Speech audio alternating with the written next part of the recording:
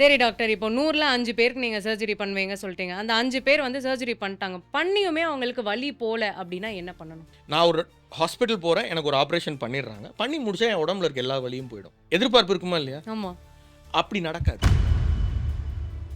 Sir இப்போ வந்து நான் ஸ்பைன்ல ஒரு இடத்துல நான் சர்ஜரி பண்ணிட்டேன்னா, ஸ்பைன் ஃபுல்லா இருக்கிற பெயின் எனக்கு போயிடுமா? இப்ப நீங்க எந்த லைஃப் ஸ்டைல்ல இருந்து இந்த ப்ராப்ளம் வந்திருக்கோ, அந்த லைஃப் ஸ்டைல நீங்க மாத்தலன்னு வச்சுக்கோங்களேன். சர்ஜரி பண்ணக்கப்புறம் நெறைய பேர் குனியக்கூடாது அப்டின்லாம் நெனைக்கிறாங்க. நட்டு, போல்ட் ஏதாவது கழண்டிருமோ அப்டின்னு. ஆனா அந்த சிச்சுவேஷன்லேருந்து வெளில வந்து நான் பழைய மாரி இருந்தேன் இல்லையா? அந்த மாதிரி ஒரு லைஃப்ப நான் எப்படி வாழ ஆரம்பிக்கிறது? கண்டிப்பா இது வந்து பெரிய மித். பெரிய, பெரிய மித்.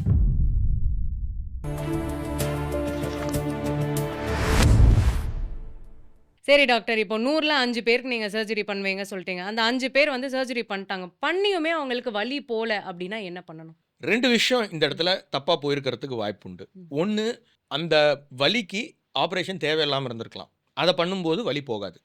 2வது அவங்க ரொம்ப ஆம்பிஷியஸா இப்ப பேஷண்ட் இருக்காங்கன்னு வச்சுக்கோங்களேன். பேஷண்ட்ஸ்க்குன்னு ஒரு சின்ன பேஷண்ட்னா என்னையும் சேர்த்து தான். நான் ஒரு ஹாஸ்பிட்டல் போறேன். எனக்கு ஒரு ஆப்பரேஷன் பண்ணிடுறாங்க. பண்ணி முடிச்சா என் உடம்புல இருக்க எல்லா வலியும் போயிடும். எதிர்பார்ப்பு இருக்குமா இல்லையா? ஆமா. அப்படி நடக்காது. ஓ! இப்போ கீழ் முதுகுல நான் ஆப்பரேஷன் பண்றேன்னு வச்சுக்கோங்களேன். கீழ் முதுகுல இருக்கிற பிரச்சனை மட்டும் தான் போதும். அது அந்த ஒரு செக்மென்ட்ல இருக்கிற பிரச்சனை மட்டும் தான் போகும். மீதி இருக்கிற செக்மென்ட்லலாம் இருக்கிற பிரச்சனை போகாது. ஸோ, அதனால வலி இருக்க தான் செய்யும். அத என்ன பண்ணணும்னா, அகைன் முன்ன மாரியே எக்சர்சைஸ் பண்ணணும். அப்பதான் போகும். ஸ்பைன்ல ஒரு பெரிய ப்ராப்ளம் என்ன அப்டின்னா, மத்த பார்ட்ஸ் ஆஃப் த பாடிய விட ஸ்பைனோட மேஜர் ப்ராப்ளம் என்னன்னா, இப்ப மூட்டுன்னு எடுத்துக்கிட்டீங்களேன், ம், முட்டி 2 தான் இருக்கு. ம். கைன்னு எடுத்துக்கிட்டா 2 கை தான் இருக்கு. கண்ணுனா 2 தான் இருக்கு. ஸ்பைன்ல அப்படி கிடையாது. டிஸ்க் கிட்டத்தட்ட 22 இருக்கு. 22க்கு ஈக்குவலா வந்து ஜாயிண்ட்ஸ் இருக்கு. அத்தன லெவல்ல ப்ராப்ளம் இருக்கு. நாம ஒரு இடத்துல இருக்கிற மேஜர் பிரச்சனைய மட்டும் தான் சரி பண்ணுவோம். மைனர் பிரச்சனைகள சரி பண்ண மாட்டோம். ஃபார் எக்ஸாம்பிள் இப்ப நான் ஒரு வீட்ல உட்கார்ந்திருக்கேன். என்ன வந்து கொசு கடிக்குது, குளவியும் கடிக்குது, பாம்பும் கடிக்குது. 3 கடிக்கும்போது எப்ப நீ ஹாஸ்பிட்டலுக்கு போவீங்க? பாம்பு கடிக்கும்போது. ஏன்? டக்குனு செத்துருவோம். ஆ அதேதான். ஸ்பைன்லயுமே நாங்க ட்ரீட் பண்றது வந்து பாம்பு கடி அளவுக்கு மேஜரா இருக்க பிரச்சனைய மட்டும் தான் சரி பண்ணுவோம். குளவி கடி மாரி இருக்கிற பிரச்சனையோ, கொசு கடி மாரி இருக்கிற பிரச்சனையோ தானாவே ஒண்ணு சரி பண்றதுக்கு வழிய சொல்லிக் குடுப்போம். அது அக்செப்டன்ஸ் வேணும். அதனால தான் வந்து எனக்கு சர்ஜரி பண்ணி வலி போல, வலி போல, வலி போலன்னு சொல்றாங்க. சார் இப்போ வந்து நான் ஸ்பைன்ல ஒரு இடத்துல நான் சர்ஜரி பண்ணிட்டேன்னா, ஸ்பைன் ஃபுல்லா இருக்கிற பெயின் எனக்கு போயிடுமா?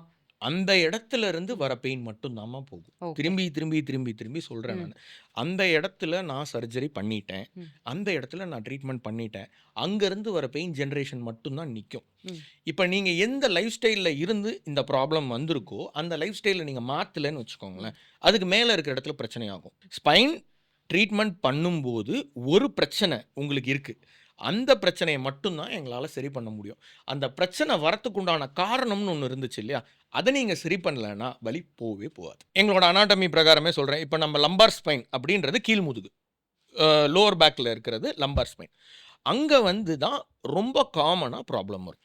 அங்க வந்து 5 செக்மென்ட் இருக்கு. L1, L2, L3, L4, L5. அதுக்கப்புறம் S1. இந்த 5 செக்மென்ட்க்கு நடுவுலயும் டிஸ்க் இருக்கு. இப்ப நான் L5, S1ன்ற ஒரு இடத்துல மட்டும் நான் ஆப்பரேஷன் பண்ணிர்றேன். அந்த பிரச்சனை சரியாயிடுச்சு. பேஷண்ட் திரும்பி 1 வருஷம் கழிச்சு வந்து, "சார் எனக்கு அந்த வலியே போகல." அப்படின்னு நான் எம்ஆர்ஐ எடுத்து பார்க்கும்போது என்ன இருக்கும் அப்படின்னா, அவங்க அவங்களோட பழைய வாழ்க்கை முறைய சரி பண்ணியிருக்க மாட்டாங்க. இப்ப L5, S1ல நான் பண்ணிட்டேன் இல்லையா? இப்ப L4, 5ல புதுசா பிரச்சனை வந்து அத வந்து நான் திருப்பி திருப்பி என்னால சர்ஜரி பண்ண முடியும். உங்களோட வாழ்க்கை முறைய நீங்க மாத்தல அப்படின்னா, ஒரு லெவலா மேல போய்க்கிட்டே தான் இருக்கும்.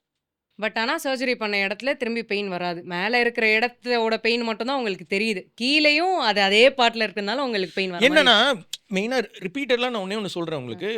ஒரு 100 பேர் கும்பல் இருக்காங்கன்னு வச்சுக்கோங்களேன். 100 பேர்ல 5 பேருக்கு தான் பிரச்சனை வரும். ம். அந்த 5 பேருக்கு தான் சர்ஜரி பண்ணணும்னு நான் சொல்றேன். அப்பன்னா, அந்த 100 பேர்ல இவங்க 5 பேரோட வாழ்க்கை முறையில ஏதோ தவறு இருக்கு. அதனால தான் ஸ்பைன்ல ப்ராப்ளம் வருது. ஸோ ப்ராப்ளம நான் சரி பண்ணிட்டேன். அந்த வாழ்க்கை முறை தவற நீ சரி பண்ணலன்னா, திரும்பி திரும்பி அந்த ப்ராப்ளம் வர்றதுக்கு ஸ்பைன்ல நெறைய வாய்ப்பு இருக்கு. ஏன்னா, ஒரு லெவல்ல மட்டும் டிஸ்க் இல்ல. ஒரு லெவல்ல மட்டும் ஜாயிண்ட் இல்ல. கீழ் முதுகுல மட்டும் 5 லெவல்ல இருக்கு. 2 வருஷத்துக்கு ஒரு லெவல்ன்னு வச்சா கூட 10 வருஷம் இது பின்னாடியே ஓடுற மாரி இருக்கும் இல்லையா? ம். அதுக்கு சிம்பிளா ஒரு தடவ பிரச்சனை வந்த உடனே தன்னோட வாழ்க்கை முறைய மாத்தணும். ரொம்ப நேரம் கன்டினியூஸா உட்கார்றத தவிர்க்கணும். அடுத்தது வந்து ட்ரெயின் பண்ணாம போயிட்டு பெரிய விஷயங்கள் பண்றத நிறுத்தணும்.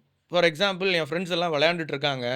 நானும் விளையாடணும்னு ஆசைப்பட்டு போயிட்டு கன்டினியூஸா வந்து பேட்மிண்டன் கோர்ட்ல 3 மணி நேரம் ஒரு சண்டே மட்டும் விளையாடக்கூடாது.